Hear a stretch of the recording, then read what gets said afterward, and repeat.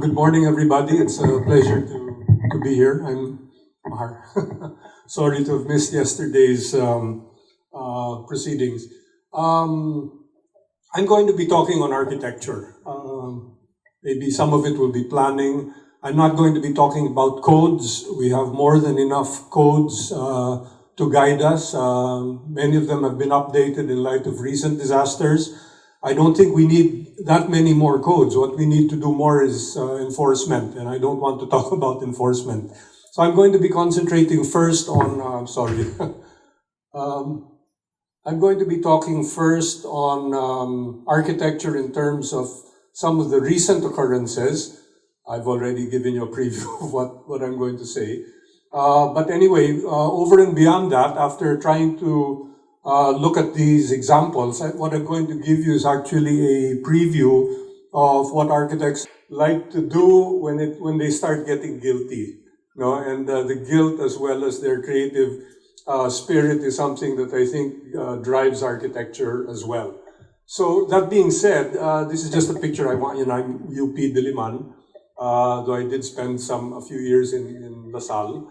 But my high school years were at Philippine Science High School. So I've got, when they say architecture is a mixture of art and science, that's very true. My favorite subjects were biology. Of course, I went into architecture, and then now I'm trying to become part scientist, but also very much an artist, hopefully as well. So this I took 3 weeks after Typhoon Yolanda. Actually, Mahar was with me the day after this, and I just felt that it was a symbol of resilience. 3 weeks before that, the whole place was strewn with logs and debris from the typhoon itself. So some of the first pictures I'm going to show are from that visit. Here you can see a portion of the campus. On the right side is the wall of the campus that actually collapsed because of the onslaught of a storm surge. But not really just the water. It was because many of the tree trunks were driven by the water, made their way into the campus, destroyed many of the lighter fixtures such as covered walks, etc., etc. The lower picture is a picture of a ground floor classroom that showed just how much debris and how much damage was done to ground floor facilities. This is a photograph again of a laboratory on the ground floor.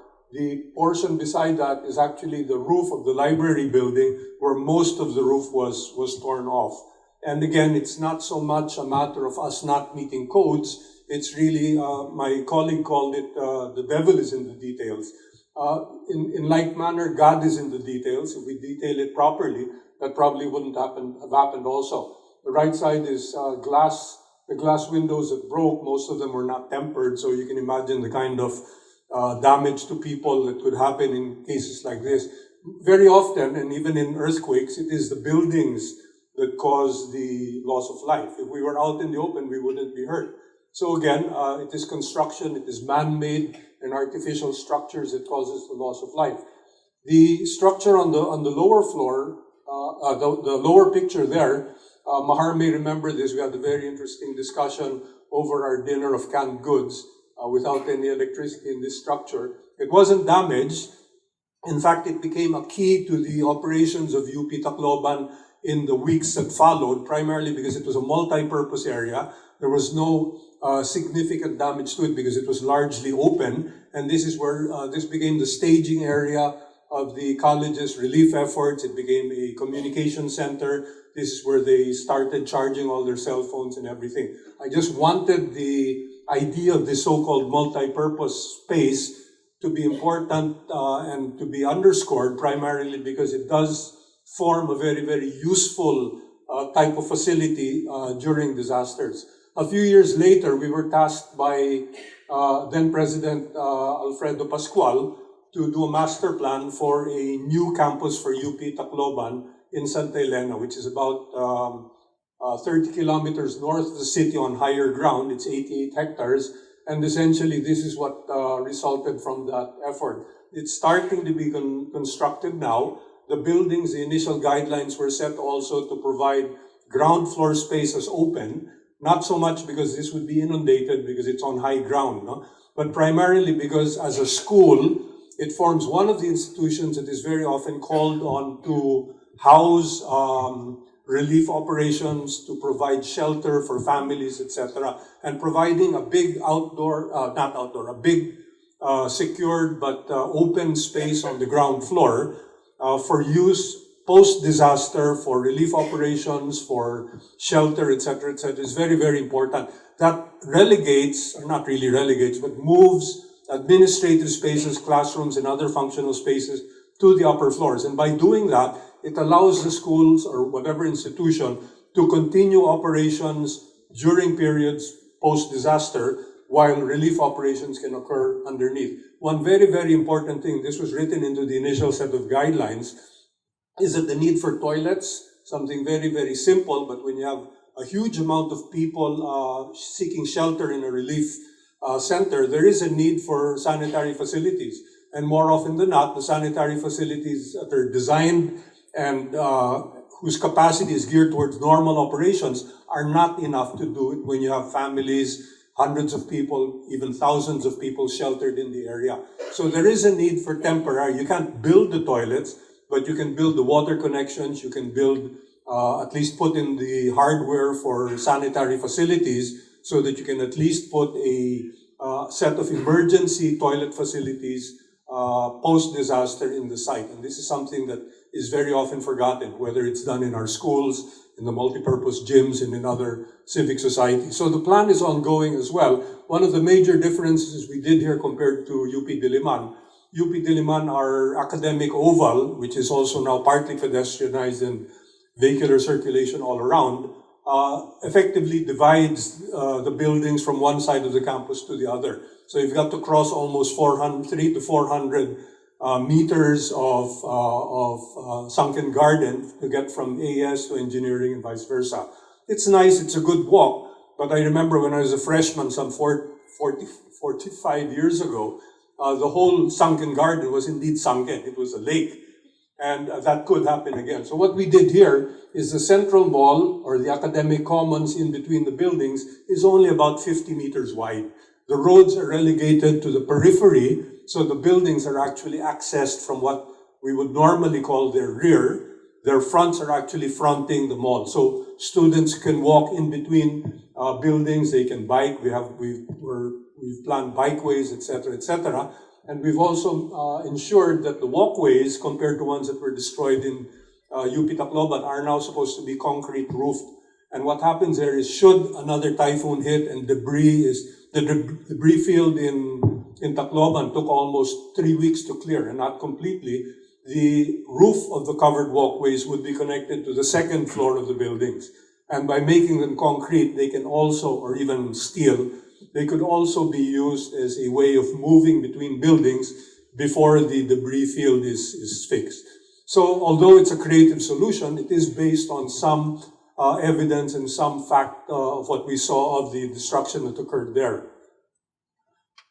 While we were there, Mahar and his team had a chance to go see this, and this was Barangay Anibong, one of the coastal barangays that was, as you can see, inundated and hit by a storm surge, with 5 freighters that were actually run aground, and also with shipping containers that were run aground. About 5,000 people. It's not sure how many people were left afterwards. No? Sad thing, compared to Cagayan de Oro, if you were to visit it now, most of the families have returned.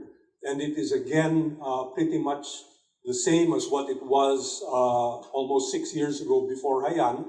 The problem was they were relocated north of the city, but without enough schools, without enough livelihood, etc. So they have returned to the city, and it is one situation that still needs to be addressed.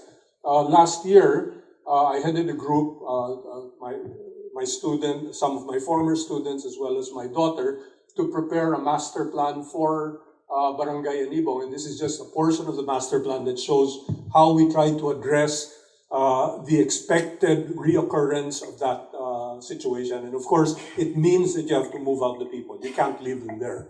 But redesigning a community that could resist and that could survive another occurrence also entailed trying to map out how high the water levels would go and where we could move them. So that is just one example of the approach. Now, technology and architecture, science and architecture are intrinsically linked. Very often it is the architects who come up with some sometimes crazy, stupid ideas, really, and we rely on our friends, the engineers, sometimes friends, sometimes enemies, correct, sir? And then our scientist colleagues also to tell us, okay, this can be done, this can't be done, or we say, no, it can be done, please find us a way on how to do it. And so technology, this is just an example of a medieval Gothic cathedral, which could not have been built without the technology that told the architects, we can support a roof like this on a series of flying buttresses rather than using very, very thick walls. An extensively technological solution to an architectural problem over 1,000 years ago.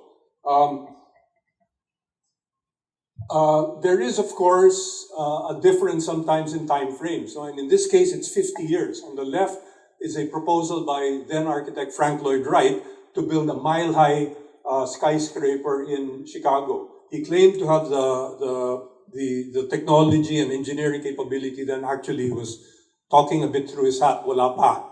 And of course, on the right side is the Burj Al Khalifa, 50 years later, which sort of embodies, you can see the similarity between the two. But then now with the use of high strength steel, higher strength concrete, high-speed elevators, smart building systems and everything, the idea from 50 years ago is now carried into fruition. But 50 years, don't think that 50 years is the key. This is the water cube in Beijing. Well, it's a natatorium where they held swimming events. No? The concept that was developed about 9 years before the Olympics were actually done in 2008. And again, another example of architects with a really crazy idea, not so stupid at that time, maybe just uninformed, because number one, they decided to use the geometry of soap bubbles. None of the cells of the envelope of the building are similar. All of them are unique. All of them have a specific geometry, which at that time they did not know how they were going to do.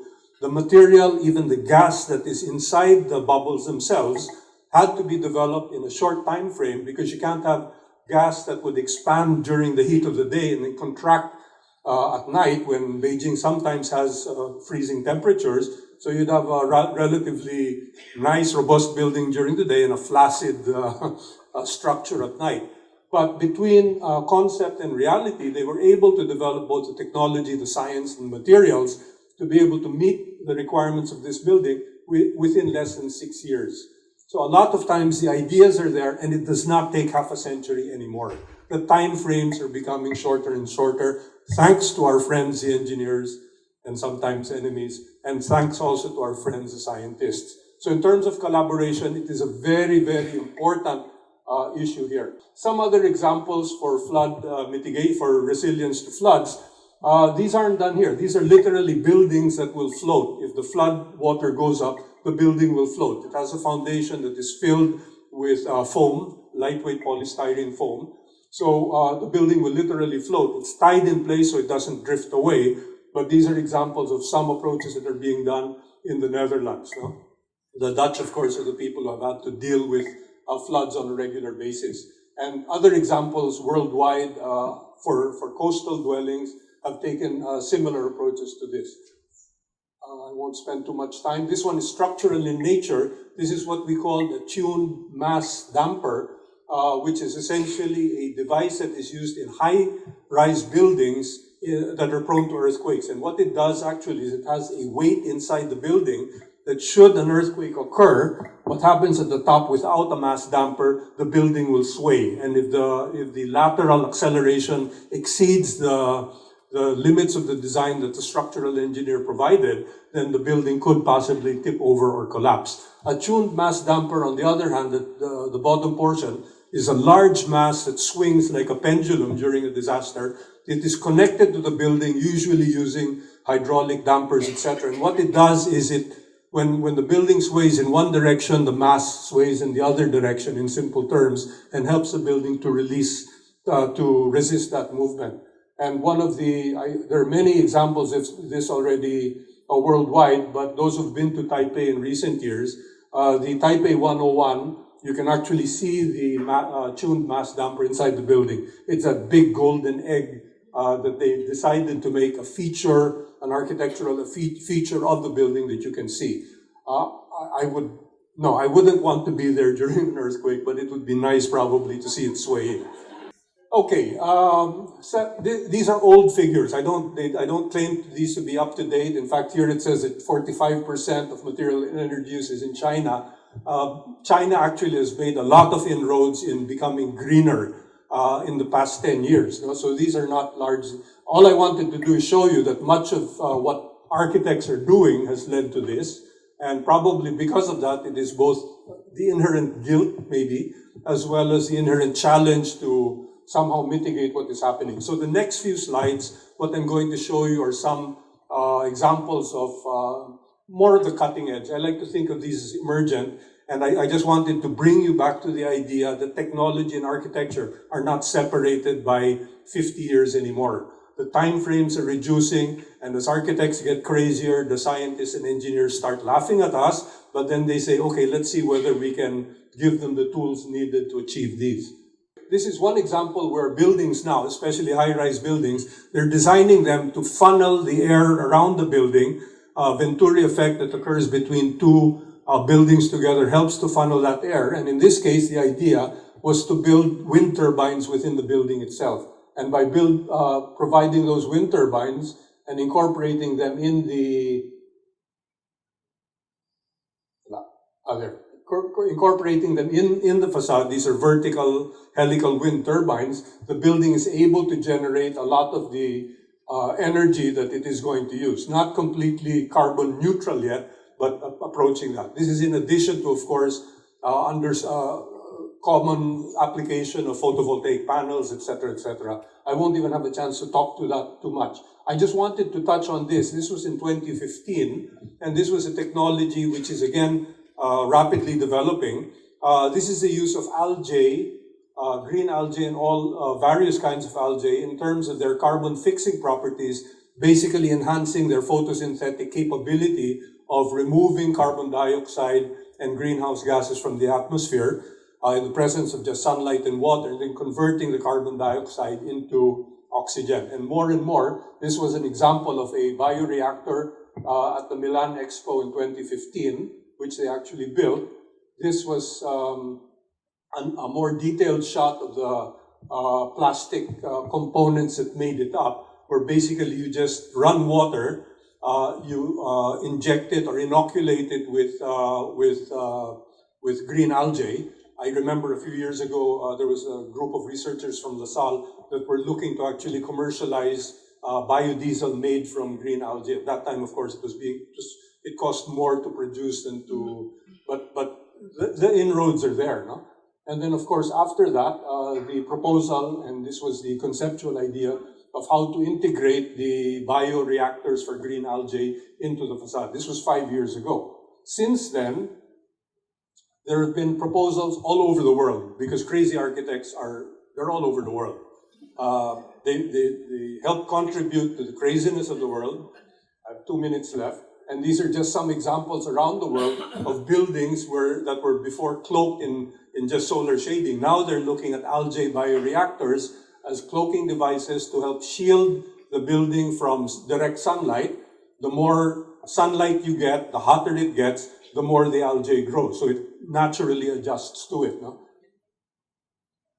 In addition, of course, retrofitting is important because we have this huge stock of existing buildings that can be retrofitted. And the design of many architects now also around the world is to see how things like these algae bioreactors can be configured and used to retrofit existing buildings. I hope to see some of these soon, especially here in the Philippines. We don't have winter, so algae will easily grow all year round.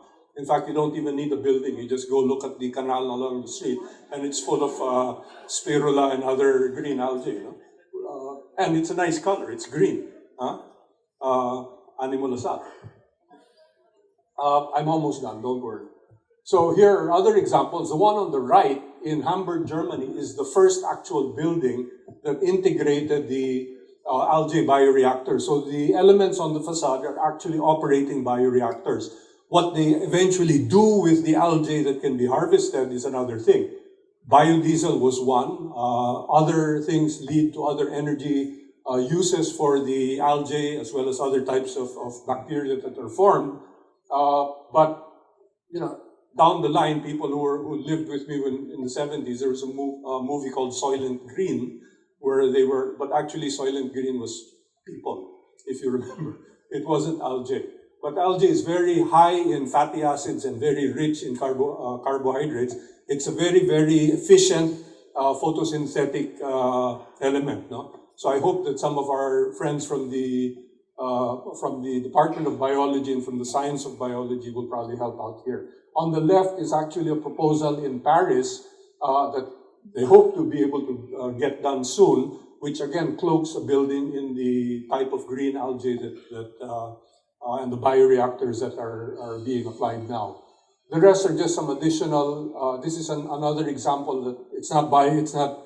This is a what we call a constructed, engineered, or artificial wetlands. This was at the National Cheng Kung University in Tainan City in Taiwan. And what they have here is a 200 square meter constructed wetlands that handles the wastewater for the School of Architecture, and that's 500 students. It isn't tertiary sewage treatment, but it does allow for a partial treatment, water management, etc. I'm not going to talk about rainwater management, not that it's not a good idea. It's just that when we do need water during the dry season, there's no rain, and we don't have enough capacity. So what we really need to do is somehow reuse our wastewater.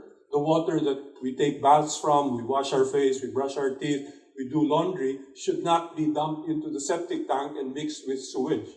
But there are ways by which this can be done economically, and modified or partially scaled down wetlands are an example. As an architect, this is the Puerto Princesa City Hall, which we designed back in 2011, inaugurated 2014.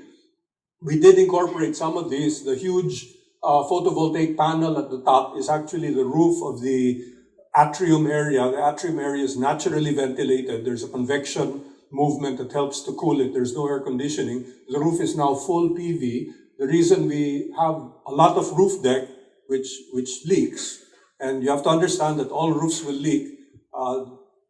Roof decks are nice because it's easy for you to find the leak if you look closely enough, but it also allows you more space, not only for activities, but also for photovoltaic panels and time's up. I think that is one example. This was another study which we did where we tried to, of course, this was before the technology had actually developed, where we thought of putting the Algae Bio Reactors on the southern facade, where it could help shield from the afternoon sun, not the western facade, but the southwestern facades. At the lower portion is an example of the constructed wetlands, and we actually did. This is my daughter was the landscape architect who did this, and it actually in the actual picture, this lower green area, very green area between the two parking lots is the constructed wetlands, and it has grown tremendously,